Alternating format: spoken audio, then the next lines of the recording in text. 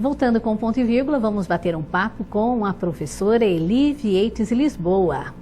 E hoje a Eli fala de Menalton Braff e do seu lançamento mais recente, Bolero de Ravel. Tudo bem, Eli? É um prazer estar aqui com você novamente.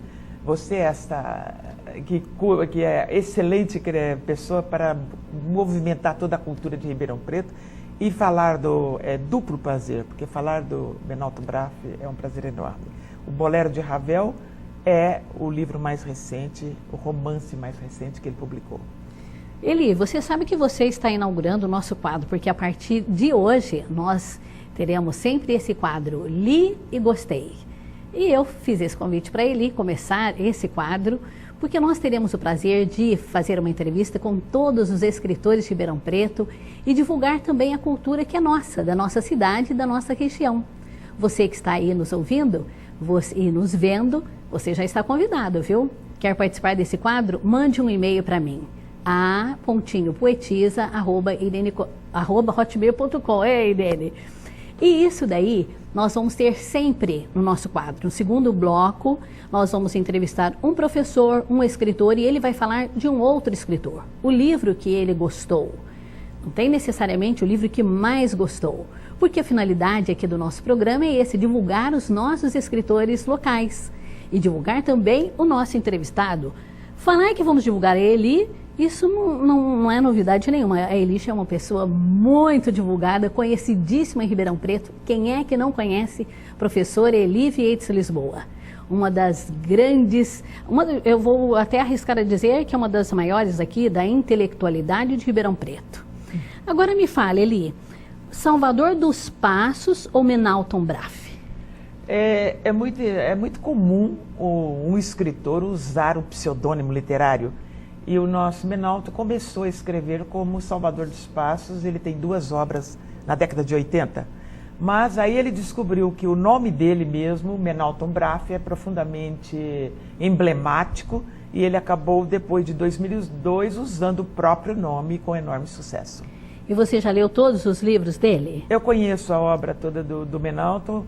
E o que mais me impressiona é a quantidade. Ele é uma pessoa dinâmica, o escritor mais dinâmico que eu conheço, que comprou uma produção literária riquíssima. Para você ter ideia, ele tem os maiores prêmios. Ele recebeu o Prêmio Jabuti em 2000, né, com contos, o livro de contos, A Sombra do Cipreste. Depois disso, ele foi produzindo um romance por ano. E não é um romance qualquer, não. São obras assim profundas, interessantes e que sempre ficavam, quase todas foram premiadas pelos melhores concursos literários do país.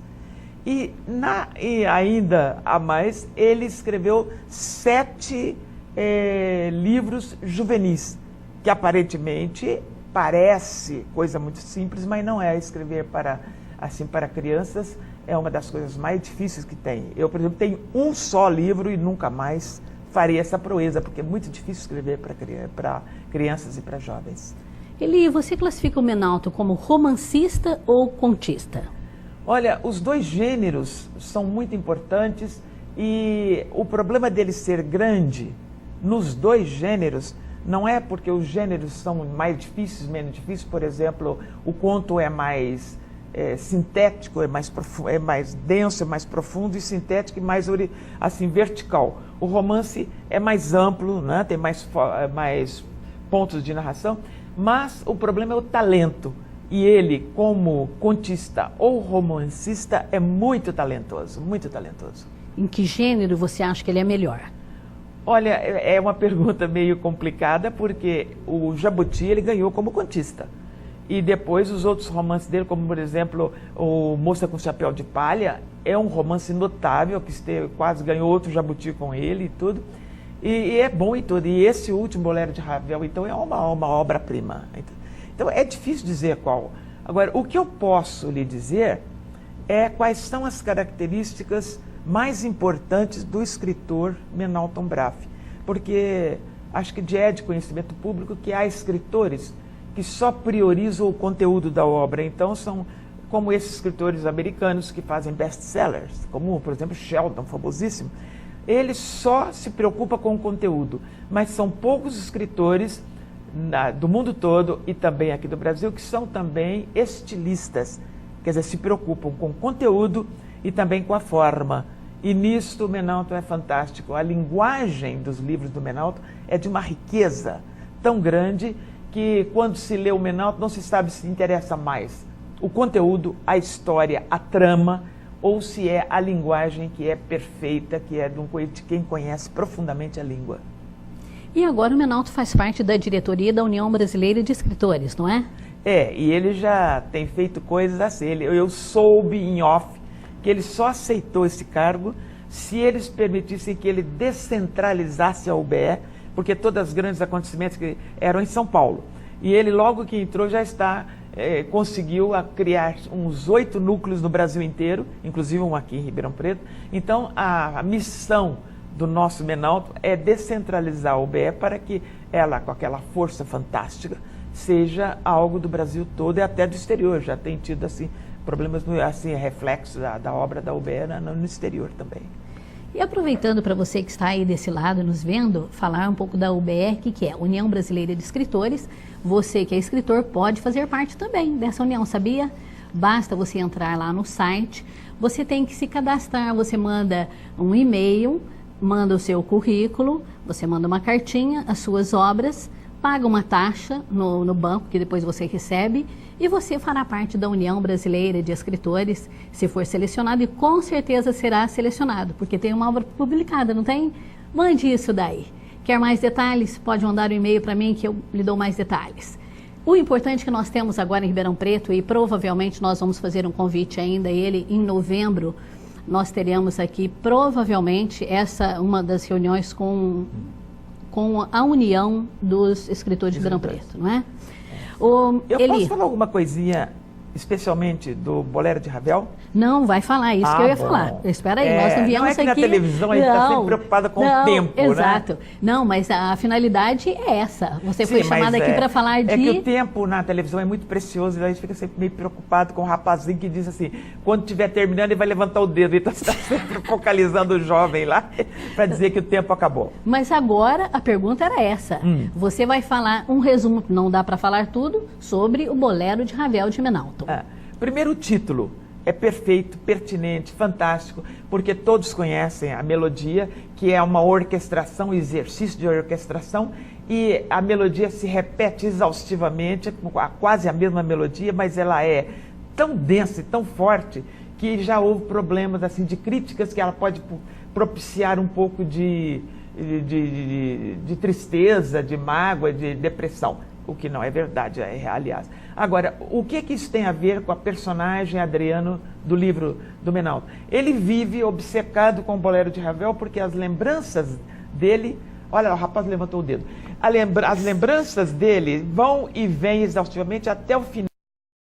Ele é um anti-herói que nunca conheceu vitórias, ele fica meio aberto, ele acaba enlouquecendo ou morrendo. Quer dizer, fica a critério da explicação do leitor, como ele quiser, né? O livro é muito pesado, muito trágico, mas quem for ler, olhem a linguagem, que maravilha. E o livro é esse aqui, olha que lindo. Bolero de Ravel, Menalto Umbraff. Ninguém mais se move além do animal. Minha mãe, ao meu lado, está branca de tanto gesso cobrindo-lhe o corpo. O que é isso aqui, Eli? Aliás, é a primeira vez que eu vejo alguém colocar o último parágrafo do romance na contracapa. E dava para escrever um artigo inteiro só sobre esse último parágrafo, surrealista. É muito surrealista, são as imagens, ele já está entrando no enlouquecimento total. Mas nós temos que parar por aqui, como ele falou, o sinal já foi dado lá, e ponto e vírgula é ponto e vírgula. Mas já deu para você ficar com vontade de ler o livro do Menalto, não deu? O objetivo é esse, que você tenha vontade de ler e deve ler, porque vale a pena. É uma literatura de primeiro mundo, tá? Eli, muito obrigada. Muito obrigado, e eu gostei muito de participar do programa, ainda mais de falar de um romance como esse do Menalto Umbraff, que realmente é uma obra-prima. E obrigado. Você virá outras vezes. Será um prazer. Muito obrigada. E agora vamos para aquele momento, ouvi e gostei. Ai, gente, mas isso aqui é lindo demais. Tchaikovsky. Você gosta? a Lago do Cisne, não é lindo? Mas só um pedacinho. Você vai ver umas imagens aí que é demais.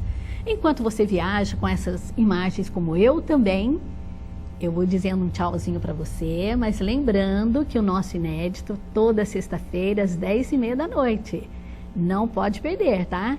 E nós temos um site aí também, é só você entrar lá em www.irenecoimbra.net, vai na parte Meu Diário, você sempre vai ter lá um resumo do ponto e vírgula, tá? Eu espero você. Vamos viajar agora com essas meninas, com essas bailarinas e essa música? Vamos? Tchau!